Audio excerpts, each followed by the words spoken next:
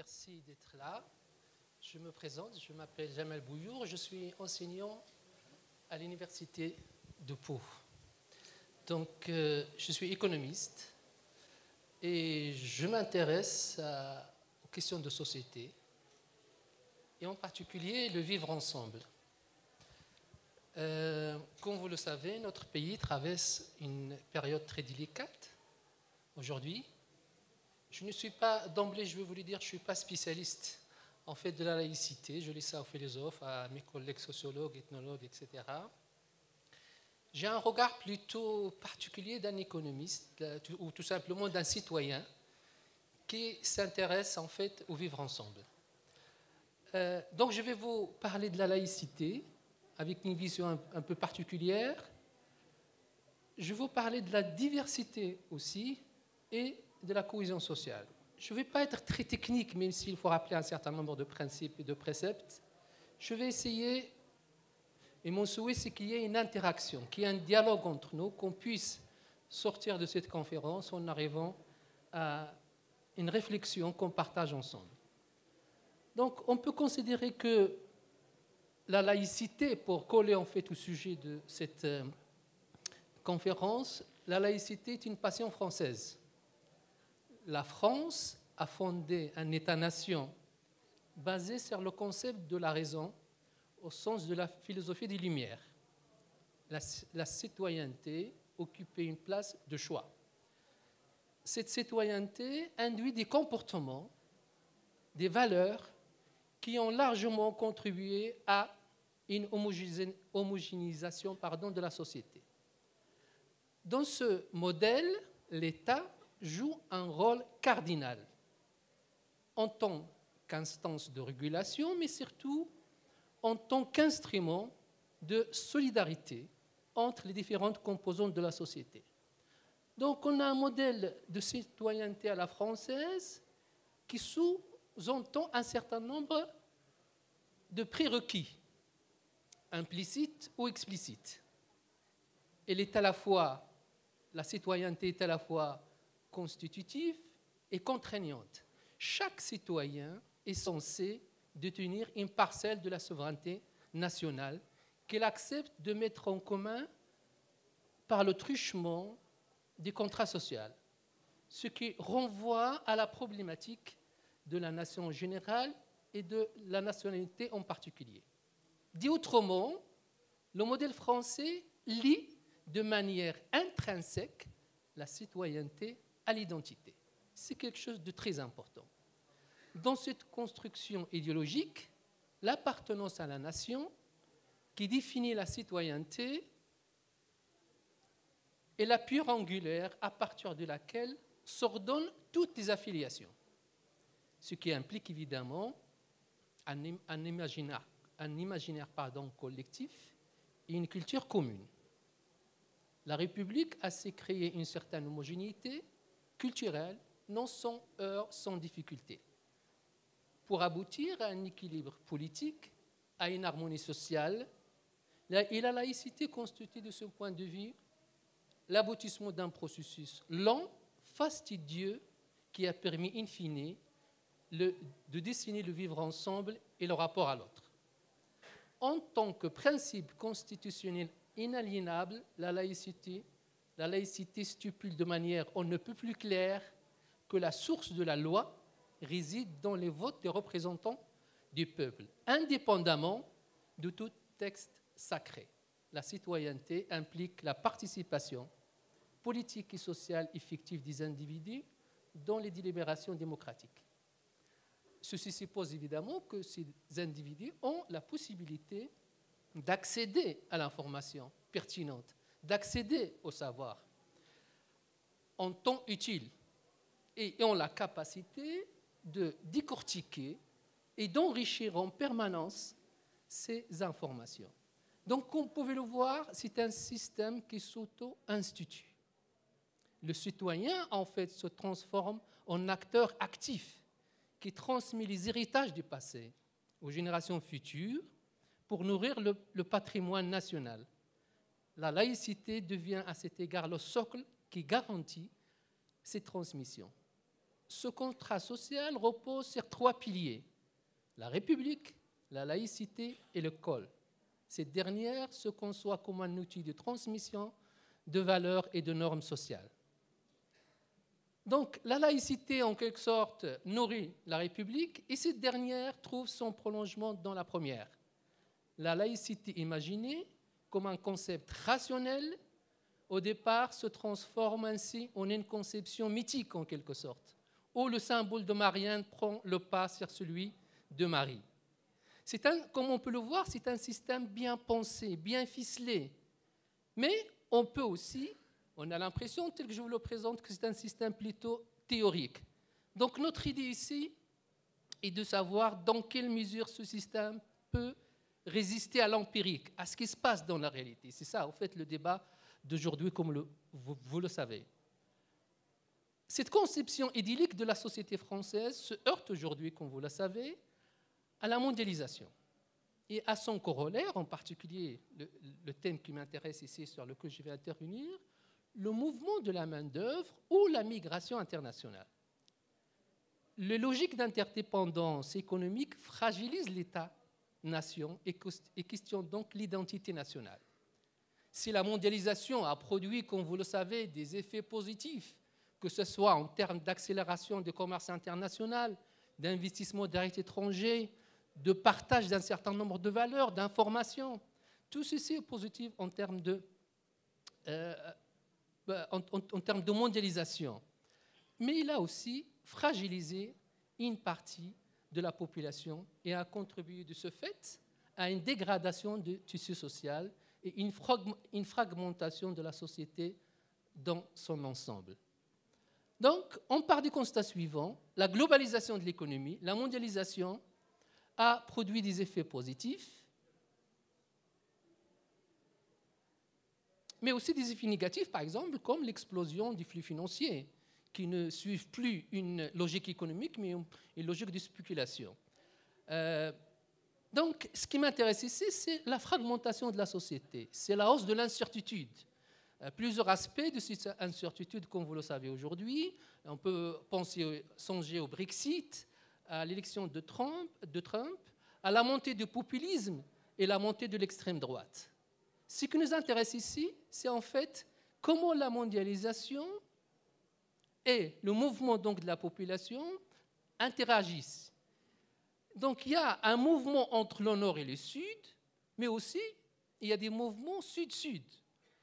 La France ainsi que les pays occidentaux sont confrontés aujourd'hui à l'existence dans leur sol des personnes issues de l'immigration. Alors il y a 2 points de vue par rapport à l'immigration. Soit cette immigration peut être considérée comme un enrichissement, comme un atout, et dans ce cas il faut l'encourager, la valoriser, soit il peut constituer un obstacle à la cohésion sociale, et dans ce cas, il faut la diminuer autant se faire que peu. Comment peut-on donc se définir par rapport à tout cela?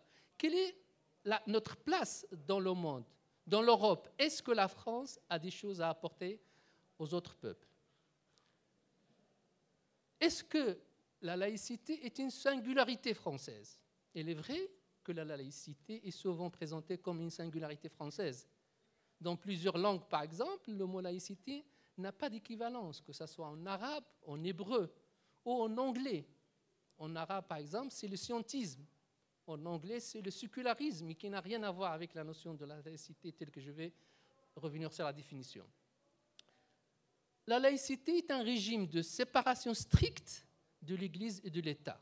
Dans cette perspective, ce concept ne correspond pas à la formule allemande qui parle de la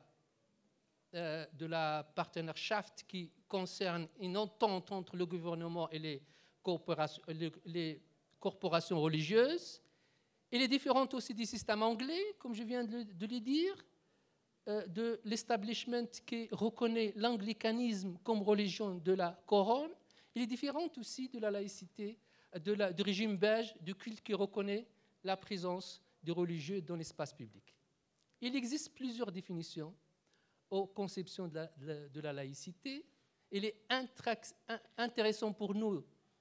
Il n'est pas du tout intéressant de mon point de vue pour nous, dans le cadre de cette conférence, d'aller dans les détails en termes de définition, mais de voir quelle est l'interaction entre la laïcité et le vivre ensemble.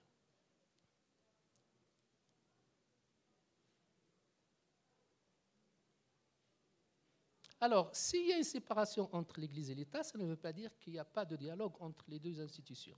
L'État est le garant de la liberté religieuse, de l'exercice du culte, tout en restant neutre. Donc, on peut saisir la laïcité par des formules simples. La laïcité repose plutôt sur une pluralité de principes, et chacun remplissant des fonctions particulières. On peut distinguer 4 grands principes constitutifs de la laïcité. Premièrement, l'égalité de respect. L'égalité de respect. Deuxièmement, la liberté de conscience. La liberté de conscience. Troisièmement, la séparation de l'Église et de l'État. Et quatrièmement, la neutralité de l'État à l'égard de la religion. On peut, en allant vite, considérer que les deux premiers principes constituent la finalité de la laïcité, l'égalité de respect et la liberté de conscience, et les deux autres, à savoir la séparation de l'Église et de l'État et la neutralité de l'État à l'égard de la religion, constituent les modes opératoires.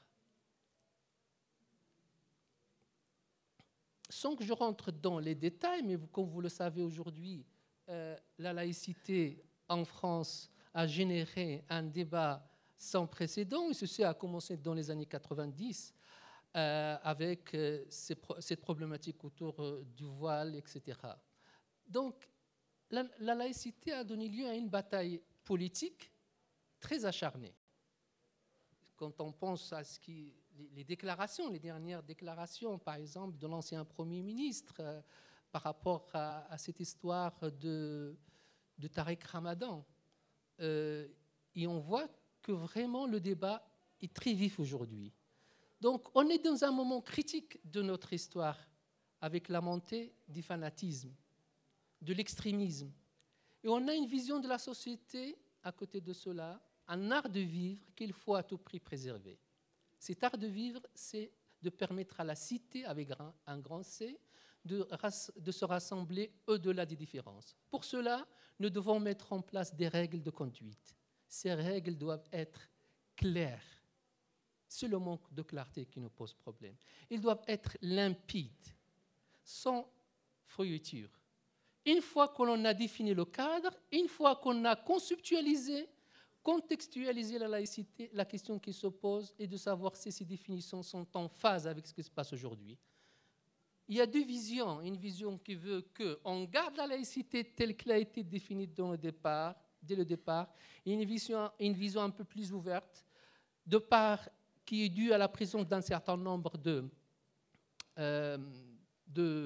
migrants, en fait, qui ont, on peut dire, je vais revenir sur ça de manière plus précise, une culture différente, une identité différente, et peut-être de s'ouvrir sur ces personnes. Et cette évolution de la société pose problème parce que, et ça on le voit, ne serait-ce que par rapport au vocabulaire utilisé, à la sémantique. Avant, si vous vous rappelez, on disait un Français de confession musulmane, un Français de confession juive, un Français de confession catholique. Aujourd'hui, on parle des Juifs de France, des musulmans de France, etc. Donc, il y a un relâchement du vocabulaire. Dans le premier cas, quand on parle, c'est le citoyen qui l'emporte, qui prime au détriment de l'individu, et dans le second cas, c'est l'inverse. Il y a donc un chevauchement des frontières entre le privé et le public, entre l'individu et le citoyen. Il y a un mélange. On met d'abord en exergue son appartenance religieuse. Les allégeances religieuses et ethniques l'emportent, mais aussi catégorielles et sexuelles.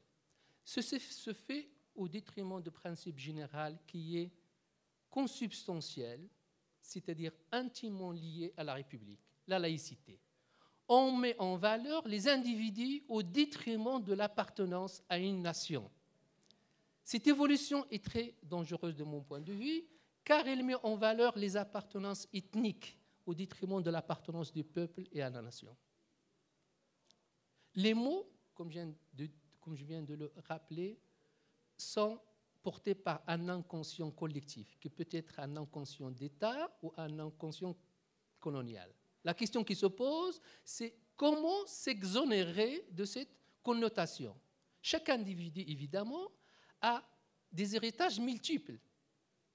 Aujourd'hui, on est confronté à des démarches essentialistes ou culturalistes et de refus de prendre en compte la dimension identitaire. Comment donc analyser les articulations entre identité avec les autres phénomènes politiques, économiques, sociaux et historiques? Si on utilise cette démarche, cela nous permet de prendre en considération la complexité des trajectoires et donc l'intrication, le chevauchement des collectifs et de l'individuel. Si on réfléchit de cette manière, on peut sortir de l'assignation à l'origine de telle ou telle personne. Par exemple, quand on parle des minorités visibles, quand on appartient à une minorité, il faut que l'on soit invisible. Et quand tout le problème du fait de cette visibilité, tant que les minorités sont invisibles, cela ne pose pas de problème. Mais quand ils deviennent visibles, cela pose des problèmes. Dans la réalité, si on s'intéresse par exemple à la montée de l'antisémitisme dans la deuxième moitié du XIXe siècle, on se rend compte que ce phénomène est dû non à la visibilité croissante des Juifs, mais au contraire à leur assimilation, à leur dilution dans l'espace public. On peut parler aussi, même chose pour les enfants des migrants, mais qui ne sont pas des immigrés en fait, parce qu'ils sont nés en France. Ils ne sont ni immigrés à 100%, ni français à 100%. Justement, cela peut poser problème quelquefois, car la plupart sont totalement intégrés et accomplis. Cela vient du fait qu'il existe un enfermement essentialiste. Tout ceci me pousse donc à lier la notion de la laïcité à la notion de la diversité. Qu'est-ce que c'est que la diversité? La diversité indique la pluralité. Elle renvoie à deux choses. Au niveau de la nature, la biodiversité, la diversité génétique, qui font référence à l'existence de multiples vies dans la nature, et la diversité culturelle, qui fait référence à l'existence de différentes cultures. Aujourd'hui, le monde compte 6 000 communautés et autant de langues. Cela signifie que l'on a des visions très différentes, une diversité de visions, des valeurs, de croyances, de pratiques, de religions, d'expressions. Il n'y a pas une croyance supérieure aux autres. Il n'existe pas de croyance supérieure aux autres. Chacune des croyances, des visions doit être respectée en tant que telle. La diversité culturelle est le reflet du respect des droits fondamentaux. La culture, de manière générale, englobe les arts, les lettres, la façon de vivre ensemble, le système des valeurs, les traditions et les croyances. La diversité culturelle implique aussi le respect des libertés fondamentales, la liberté de penser, la liberté de conscience, de religion, d'opinion et d'expression. Par ailleurs, la diversité culturelle est une force collective de l'humanité. Les Nations Unies insistent sur le fait que la diversité culturelle doit être mise en valeur afin d'assumer un développement durable. Il faut donc se rappeler que la diversité culturelle est une réalité quotidienne. L'on voit par exemple à travers le taux de migration internationale. Selon les Nations Unies, le nombre de migrants a plus que doublé depuis les années 70. Aujourd'hui, on compte à peu près 230 millions de migrants à travers le monde. Malgré ce chiffre impressionnant, de manière générale, il ne représente qu'une partie faible de la population totale. 3,2% de la population mondiale. La majorité des migrants habitent dans les pays du Nord. En 2013, par exemple, 60% des migrants habitent dans les pays du Nord. Et les pays qui reçoivent plus de migrants, c'est les États-Unis avec 45,7 millions de migrants. Deuxième pays est la Russie avec 11 millions, l'Allemagne avec 9,8, l'Arabie Saoudite avec 9 millions, les Émirats Arabes Unis et le Royaume-Uni avec 7,8 millions, et la France avec 4,7 millions. Et ce qui est intéressant, c'est de voir le rapport de ce nombre par rapport à la population. Et 14%, par exemple, de la population américaine sont des immigrés, alors que pour les pays pétroliers, cela dépasse les 80%. Et le Luxembourg, c'est 43,3%, et la France, c'est 11,6%. Donc ces chiffres, en fait, ne veulent rien dire. Ce n'est pas le nombre qui importe, c'est la qualité de l'immigration, d'une part, et d'autre part, c'est la perception qu'ont les pays d'accueil des immigrés. C'est la perception qui est importante, peu importe le nombre. Aux États-Unis, par exemple, 2/3 de licornes, et là je prends le discours du président de la République il y a 3-4 jours, des entreprises dont la valorisation dépasse 1 milliard de dollars sont faites par des Américains issus de la migration. Les 6 prix Nobel en 2006, en économie et en sciences, basés aux États-Unis, sont des immigrés. Une étude américaine avait conclu qu'en 2010, plus de 40% des entreprises apparaissent au classement de Fortune 500, les 500 premières entreprises américaines classées selon l'importance de leur chiffre d'affaires, qui est publié chaque année, avaient été fondées par des immigrés ou des enfants d'immigrés. Que celles-ci emploient plus de 10 millions de personnes à travers le monde et générant un revenu annuel de 4 200 milliards de dollars, ce qui représente un montant supérieur au PIB de tous les pays, excepté ceux des États-Unis, de la Chine et du Japon. Donc vous voyez bien que quand la migration est utilisée à bon escient, de manière intelligente, il peut aboutir à des résultats extraordinaires. Revenons au cas de la France. En France, comme on le sait, là, on a vécu une période de croissance difficile, une croissance à tonnes. Cette année, Dieu merci, on a une croissance qui reste relativement intéressante, mais on a vécu jusqu'à aujourd'hui avec une croissance à tonnes, une hausse des inégalités, et la France se trouve en plus confrontée aujourd'hui à une nouvelle donne, comme je l'ai dit tout à l'heure. Il s'agit d'une manifestation forte et voyante d'une partie de la population qui jusque-là était invisible. Et le fossé se creuse entre les différentes composantes de la société avec une gradation des différences préconçues, des différences perçues et des différences vécues. Aux inégalités économiques et sociales s'ajoutent des inégalités pressenties qui sont autrement plus importantes. En un mot, le non-dit prend le pas sur la réalité. La montée de revendications légitimes par ailleurs de la part d'un certain nombre de citoyens qui ne se sentent plus impliqués en fait dans la vie de la cité suppose la mobilisation de nouveaux instruments et mécanismes de la part des autorités publiques.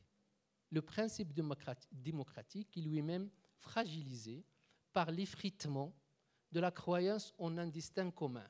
C'est le paradigme du vivre ensemble qui doit être interrogé.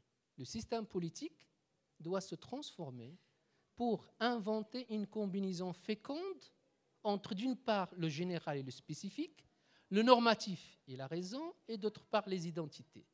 Toutes les composantes de la société se créent un corpus complexe qui combine des faits, des croyances et des mythes.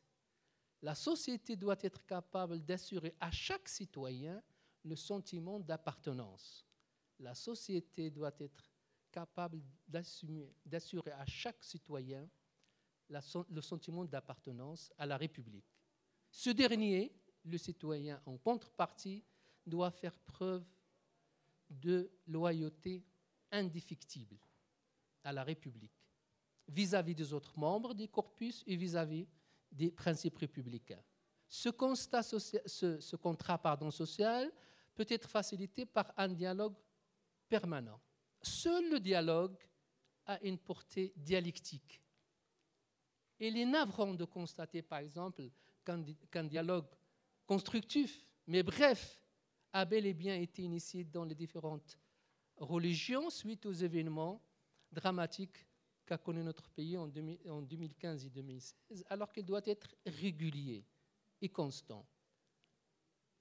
Quand il y a dialogue, quand il y a discussion, on se rend compte à la fin qu'on a les mêmes angoisses, qu'on a les mêmes envies et que les choses qui nous réunissent sont plus importantes, autrement plus importantes que ce qui différencie les gens. Donc, si vous avez quelque chose à retenir de cette conférence, c'est de sortir en ayant chacun d'entre nous, pensent au dialogue avec les autres. C'est quelque chose de très important. Parce que chacun est enfermé, la société française est cloisonnée, chacun est enfermé dans ses propres logiques, dans ses propres pensées, dans sa propre vision de l'autre, et c'est ce manque de dialogue qui peut pousser à des situations dramatiques. Et quand on parle de la migration, il faut faire un effort de compréhension de ce que c'est que la migration. La migration implique plusieurs acteurs. Au départ de cette problématique, il faut en fait examiner les incitations à l'adoption de nouvelles normes. Le migrant arrive dans un pays avec son histoire, avec ses normes. C'est quelque chose qui est logique. Il ne va pas se transformer du jour au lendemain. Donc il y a des normes externes et il y a des normes internes. Les migrants donc arrivent avec des normes.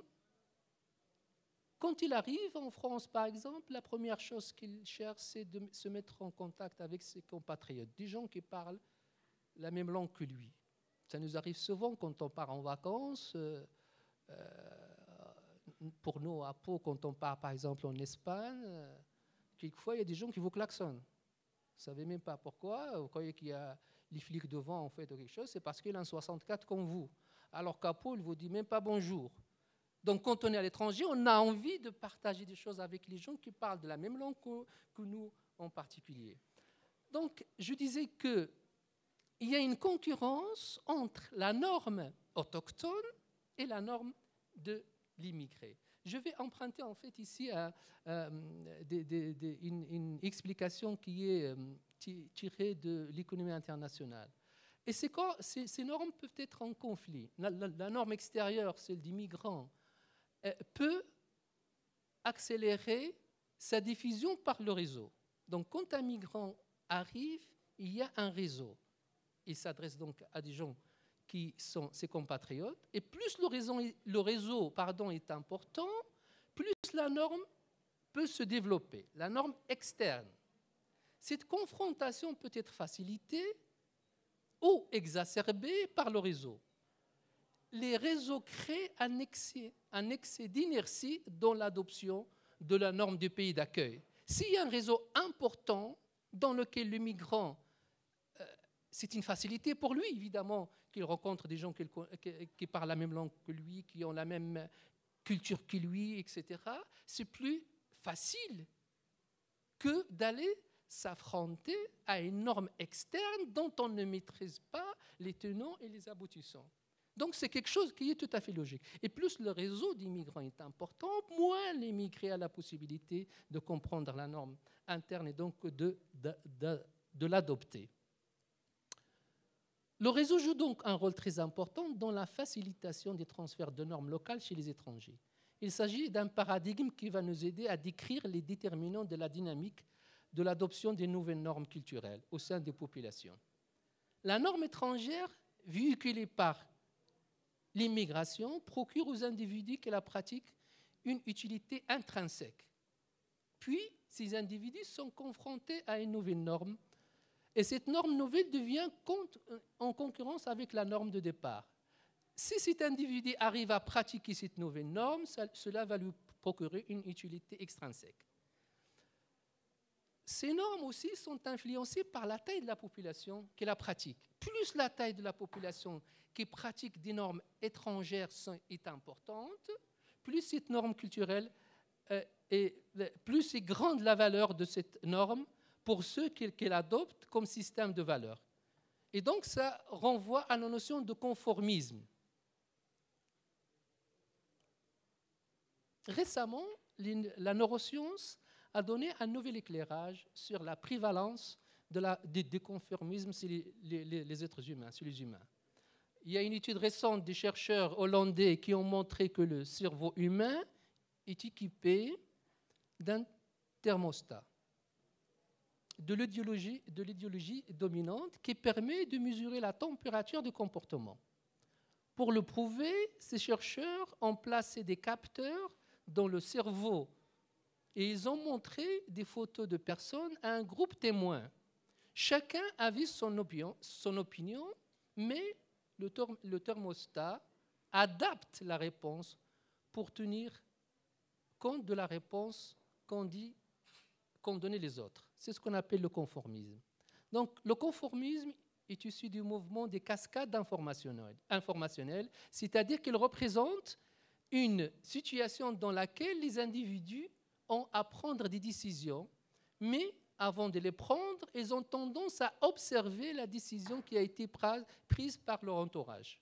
Par conséquent, on suppose que l'adoption d'une nouvelle norme pour revenir à la migration, a fortiori étrangère, crée un coût psychologique ou un coût d'ajustement aux individus qui la pratiquent. Les individus sont supposés être hétérogènes en termes de coût d'ajustement ou de coût d'anticonformisme. Le comportement des individus par rapport à cette question diffère notamment en termes de caractéristiques individuelles. Je veux dire par là qu'on a tendance à généraliser, en fait. C'est très facile de généraliser, de parler des migrants, des Français, alors que c'est très compliqué dans la réalité parce que chaque individu a sa propre trajectoire. Il y a une hétérogénéité au sein d'un même groupe. Vous pouvez trouver une hétérogénéité incroyable. Et par conséquent, chaque individu doit être étudié en fonction de son sexe, de sa classe sociale, du niveau d'instruction, mais surtout du niveau d'éducation. C'est l'élément sur lequel je vais revenir un peu plus tard. Il est important d'insister sur le capital humain du migrant. Tout ce dont je viens de parler peut être réduit à néant si le migrant a un niveau d'instruction fort qui lui permet de... C'est pour ça qu'il lui permet, je termine, d'adopter la norme interne ou la norme autochtone de manière plus facile. Plus le niveau d'instruction est bas, plus la norme externe rentre en concurrence avec la norme interne. Donc, quand on parle de migration, il faut tenir compte de ces éléments-là. Il faut tenir aussi compte des acteurs dans la migration. Certes, il y a le migrant, mais il faut aussi comprendre le parcours de ce migrant. Les migrants, par exemple, on a l'impression que ceux qui migrent, c'est les plus pauvres. Or, c'est faux. Le coût de l'immigration avoisine les 10 000 $ ou les 10 000 € pour aller vite. Donc, ils sont pauvres. Beaucoup sont pauvres, mais il y a aussi des gens diplômés, il y a aussi des gens riches. Mais parmi ces pauvres, il y en a qui sont encore plus pauvres. Donc, ceux qui arrivent, ce n'est pas les plus pauvres, premièrement. Pour la famille qui envoie un migrant à l'étranger, c'est un investissement très important. On choisit généralement la personne la plus intelligente, la plus forte, pour qu'elle parte améliorer les conditions de vie et éventuellement les conditions de vie de la famille à travers les transferts de fonds.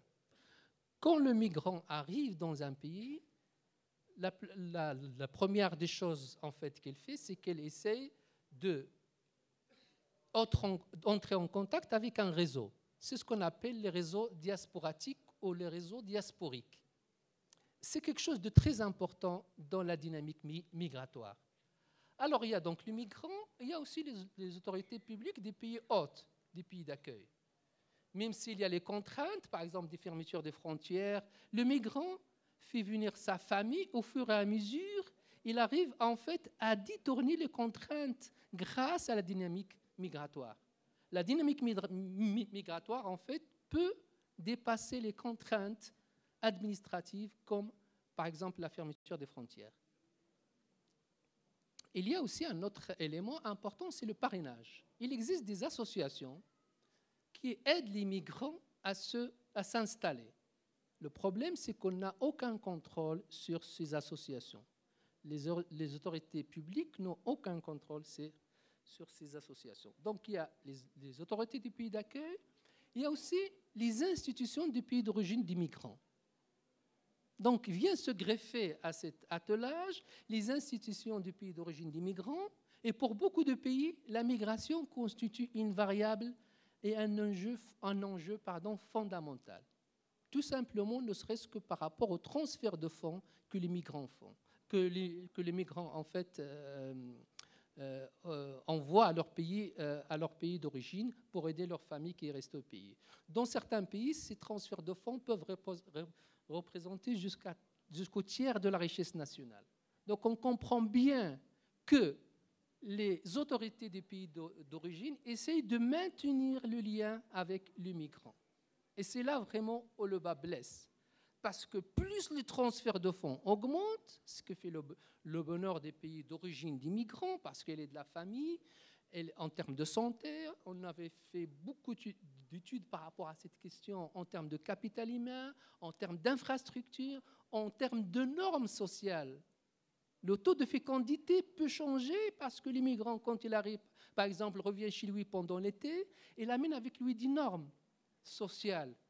Et on a montré dans un certain nombre d'endroits que le taux de fécondité diminue parce que les femmes au niveau local, ils copient les femmes qui ont immigré. Donc la migration a des conséquences énormes, au-delà des conséquences macroéconomiques, en termes de transfert de fonds. Donc les pays d'origine ont intérêt à ce que le migrant soit connecté avec son pays, en fait, avec sa famille.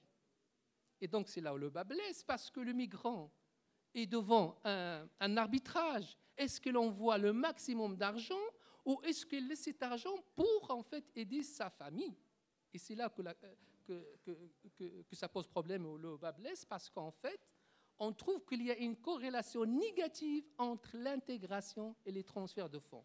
Plus les migrants envoient de fonds, plus il leur donne à ses enfants, et donc plus il les envoie à l'école, etc. Et donc c'est une question qui doit être en fait posée. C'est quelque chose qui doit être réfléchi, et c'est une coordination qui doit se faire avec les pays d'origine des migrants. La fonction d'utilité du migrant est différente de la fonction d'utilité d'un autochtone. Le migrant, il épargne et il consomme après. L'autochtone, il consomme et il épargne après. Donc, déjà au niveau comportement économique, ce n'est pas la même chose. Donc, les institutions des pays d'origine ont intérêt à ce que le migrant soit connecté avec son pays. Et ça va au-delà, parce qu'un certain nombre d'autorités, un certain nombre de pays s'immiscent dans les affaires des migrants. Il y a une guerre, en fait, entre les pays d'origine pour contrôler, par exemple, les lieux de culte, les mosquées. En particulier, donc, les mosquées, les lieux de culte musulmans. Donc, il y a un problème d'argent, comme je vous ai dit, c'est important pour ces pays d'origine. Ça constitue 10, 20, 30% de la richesse nationale, au-delà des aspects qualitatifs dont j'ai parlé, les normes, etc. Il y a aussi, en fait, comment dirais-je, les pays d'origine essayent, à travers la migration, d'asseoir leur rayonnement international, que ce soit à travers l'envoi des étudiants, que ce soit à travers l'interaction avec et ça peut constituer aussi pour eux un lobby. Ils font du lobbying grâce à l'immigration. Donc, tous ces problèmes-là, je trouve qu'on ne prend pas en considération assez pour comprendre ce qui se passe chez nous en France. Donc, la question donc il y a bien un intérêt pour les pays d'origine, en fait, de contrôler leurs ressortissants. Donc, la question qui se pose, une fois qu'on a dit ça, que faut-il faire? Il y a quand même de l'espoir. L'espoir, c'est le niveau d'instruction de la population au niveau mondial. Au niveau mondial, le niveau d'instruction partout dans le monde augmente, que ce soit dans les pays développés ou en pays de développement. Deuxièmement, il y a aussi le niveau d'instruction des immigrés ou des migrants, ou ceux qui sont candidats à la migration. Leur niveau d'instruction est en général supérieur à celui du pays d'accueil. Il y a aussi la part des femmes qui augmente. Avant, la question de la migration, c'était une question d'hommes. L'homme, il migre et puis après, il amène sa femme. Maintenant, on est à peu près à 50-50. Et donc, la migration se féminise. Il y a aussi la migration, un des aspects positifs, c'est le taux de fécondité qui, en général, je dis en général, bon, il y a beaucoup de choses à dire par rapport à ça, mais je vais vite, est plus important chez les migrants par rapport au taux de fécondité des autochtones. Et l'une des caractéristiques positives de la migration, et ça on ne le dit pas assez, c'est son impact sur la recherche-développement. En France, on n'a pas le droit d'avoir, on n'a pas accès en fait aux données ethnique, en fait, pour savoir si la personne est française, on ne cherche pas à savoir son origine. Mais si on va plus loin, et nous avons fait des études, on a commencé à réfléchir à cette question, on trouve que les migrants qui ont des diplômes supérieurs sont plus productifs en termes de publications scientifiques qu'en termes de dépôt de brevets.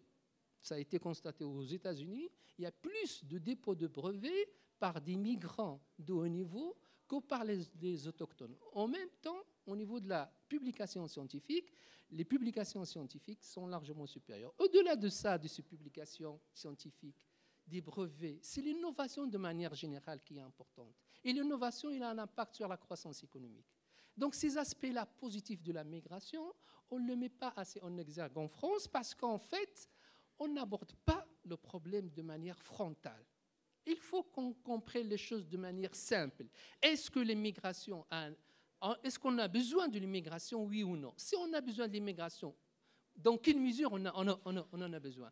Si on prend le cadre français, pourquoi on ne profite pas de la migration? Parce que 60% c'est des regroupements familiaux, 20% c'est la migration du travail. Or, l'apport de la migration, c'est justement la migration du travail. 10 à 15% c'est des réfugiés, 20 à 25% ce sont des étudiants.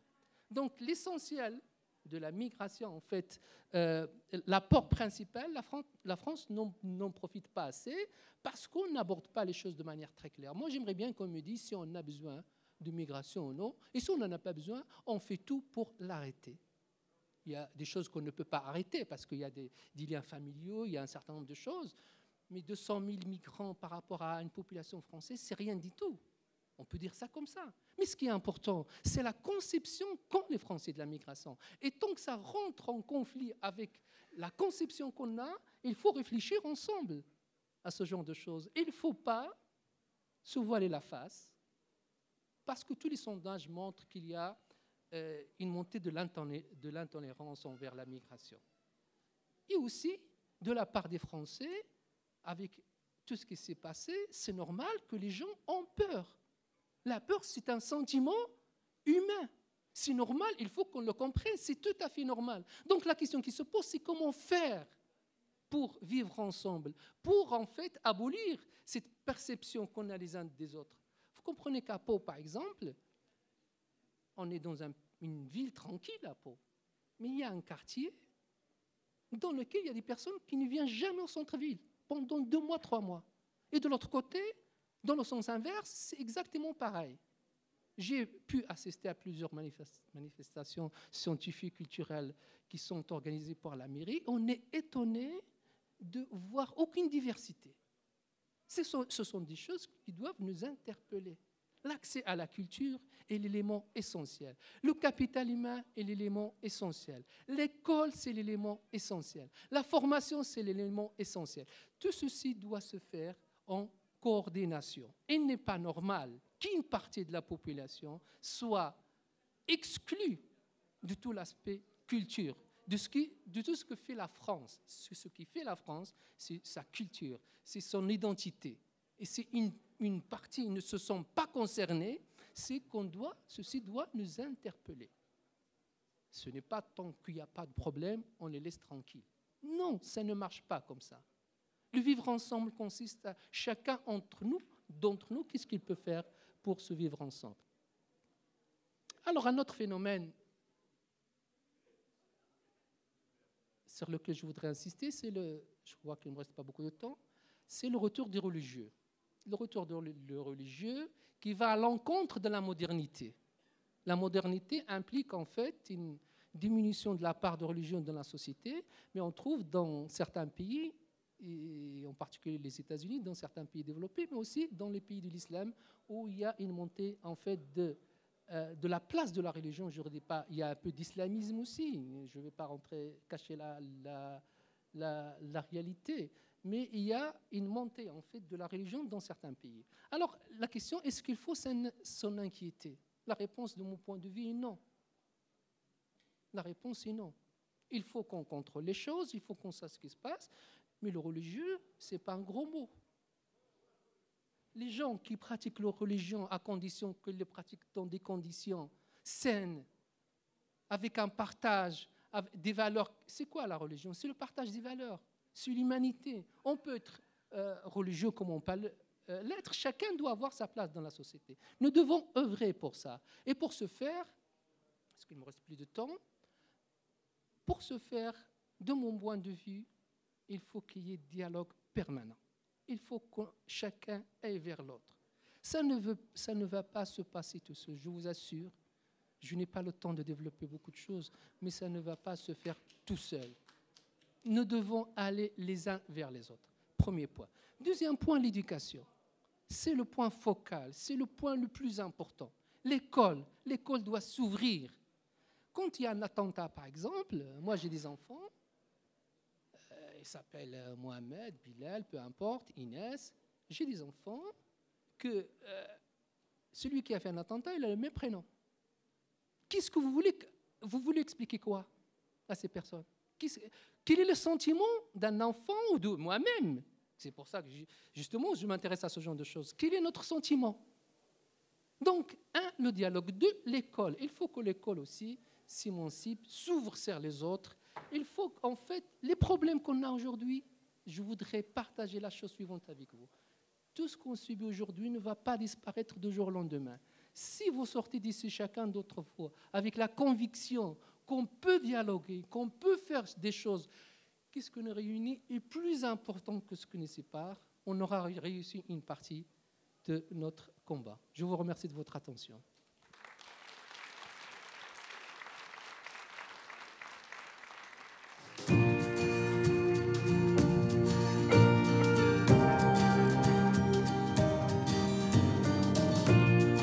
Alors, on a un petit quart d'heure pour le débat, si vous avez des questions. Comme vous le voulez, j'aimerais bien qu'il y ait une interaction avec le public. Si vous avez des questions, je suis preneur, j'en serai ravi. Monsieur? Je vous remercie de votre intervention. Excusez-moi, est-ce que vous pouvez vous présenter, s'il vous plaît? Oui, Serge Gaillardou, moi je suis retraité tout simplement, voilà, et je